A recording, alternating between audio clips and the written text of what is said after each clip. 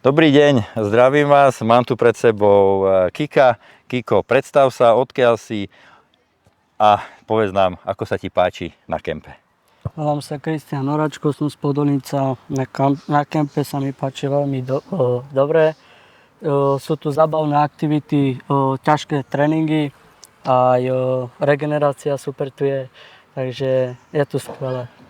Teší ma to. Povedz mi, ktorý tréning máš najradšej z tých troch, ktoré máme za deň? Ranný mám najradšej. A kvôli čomu? Kvôli, jak to povedať, kvôli sile. A to zjavne potrebuješ, áno? Takže to ťa naplňa a máš z toho radosť. Áno. Odnesie si z tohoto kempu niečo do ďalších dní? Určite áno, to je to, že sa nikdy nemám vzdať a pokračovať v tom ďalej. Takže tvoje nejaké posolstvo pre tvojich kamarátov by bolo asi také?